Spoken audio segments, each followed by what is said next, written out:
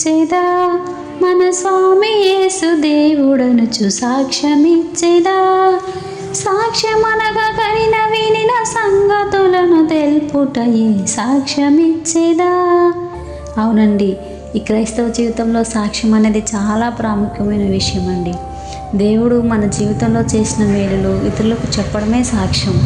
సాక్ష్యం అంటే లేని దాన్ని చెప్పాల్సిన అవసరం లేదండి. దేవుడు నీ జీవితంలో, నీ కుటుంబంలో నీకు చేసిన మేలులు చెప్పడమే సాక్ష్యం. సాక్ష్యం అంటే పెద్ద ఉద్యోగం వస్తేనో, లక్షల రూపాయలు కలిసి వస్తేనో సాక్ష్యం కాదండి.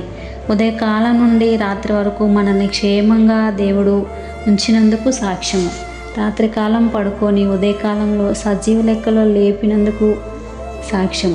ఇలా మన జీవితంలో సాక్ష్యం అనేది చాలా ప్రాముఖ్యమండి. నా ప్రాణమా యెహోవాను సన్నిధించుము, ఆయన చేసిన ఉపకారంలో దేనిని మరవకము. మనం మర్చిపోతున్నామా? దేవునికి సాక్షులుగా ఉంటున్నామా? ఒక్కసారి మనల్ని మనం పరిశీలించుకుందామండి. ఇప్పటి వరకు మన జీవితంలో సాక్ష్యం లేకపోతే ఇప్పుడు సాక్షులుగా ఉందామండి. ఏకీభవించిన వారు దేవునికి గట్టిగా స్తోత్రం చెప్పండి. హల్లెలూయా, ఆమేన్.